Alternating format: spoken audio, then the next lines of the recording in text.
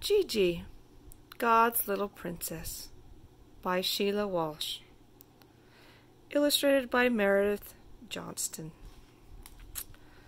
This book is dedicated to all God's little princesses.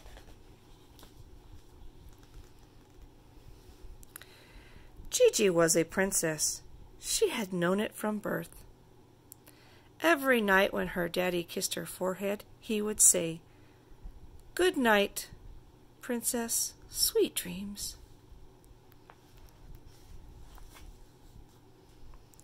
At times, Gigi wondered why they didn't live in a castle, and where were the royal jewels? She assumed they were locked away into a vault somewhere for safekeeping, and when she was all grown up, or 10, whichever came first, they would be presented to her.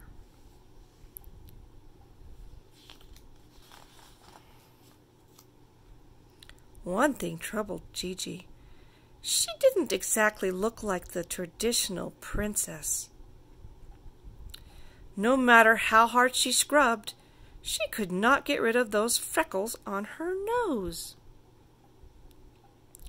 No matter how hard she brushed her hair, she could not get it to lie down and behave. "I so need a crown to flatten this," she thought.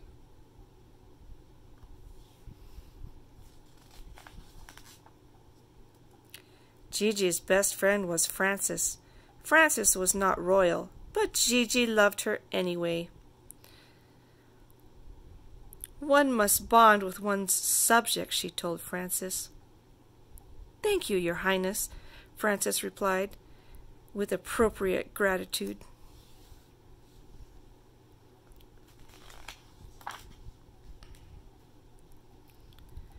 Gigi loved to discover things. She assumed that her royal ancestors had left treasures for her, and she was determined to find each one. So far, she'd uncovered 4 buttons, 2 pieces of velvet ribbon, and a jar that may once have been a glass slipper. Her future looked promising.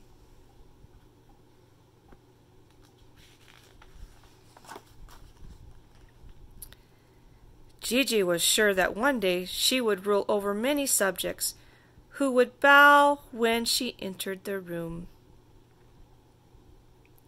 She practiced on her cat. The cat seemed reluctant to cooperate. "This attitude must change if you expect to be great in my kingdom," she told Lord Fluffy.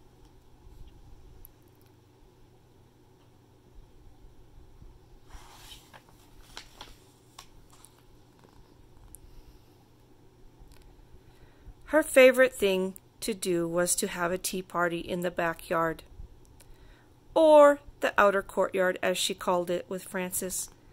"May I ask a question, Your Royal Highness?" Frances asked one day. "Speak," Gigi replied. "What makes you a princess, and why am I not a princess?" "Isn't it obvious?" Gigi asked. "Not immediately," Frances replied. Said Gigi. That night, Gigi asked her father, "Daddy, what makes me a princess?" "You have always been a princess," he said. "Yes, but where are the royal jewels? And where is my crown? And when do I begin to reign?" she asked. "I think I'm ready." Her father laughed. "I think you are ready to go to sleep, young lady. Good night, princess. Sweet dreams."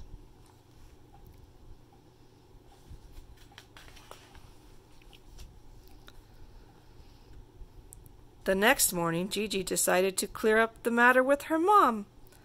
"Mommy, Frances asked me what makes me a princess, and why is she not a princess?" "You are both princesses," her mom replied. Gigi was shocked by this revelation. Look at her face. She sat on her bed with Lord Fluffy. Should I be the one to tell Frances? Will I have to share my jewels? Will she have her own jewels? How will the land be divided? To whom will Lord Fluffy bow first? May I please call Frances? She asked her mom. Yes, you may. You can use the kitchen phone if you like.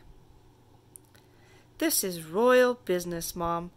I will need to use the pink phone, Gigi replied.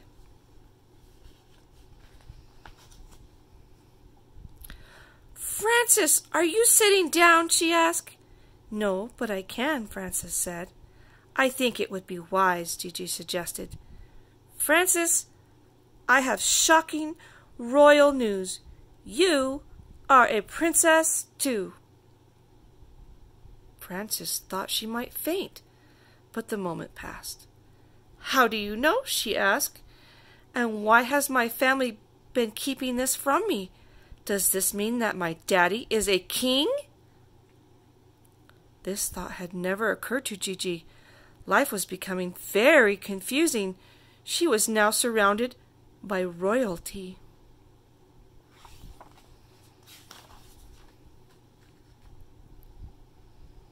That night she asked, Daddy,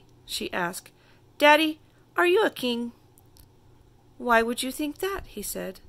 If I'm a princess, you must be a king. Well, you are a daughter of a very great king, Daddy said. He is king above any other king. Big tears began to pool in the corner of Gigi's eyes. Are you not my daddy? She asked. Of course I am, Daddy said, squeezing her tightly. But we are children of the greatest king of all. This king rules over everything there is, and you are his daughter. You are God's little princess. Now it's time to go to sleep. Good night, Gigi. Sweet dreams. Good night, Daddy. Gigi snuggled into bed with her royal pink phone on the pillow beside her. Just wait till I tell Frances my news tomorrow, Lord Fluffy. She's sure to faint this time. I wonder, she said, patting her unruly hair, just exactly when will I get my crown?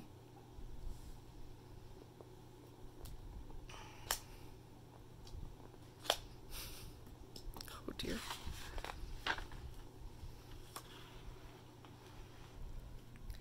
For he is the Lord of lords, the King of kings, and those who are with him are called, chosen, and faithful.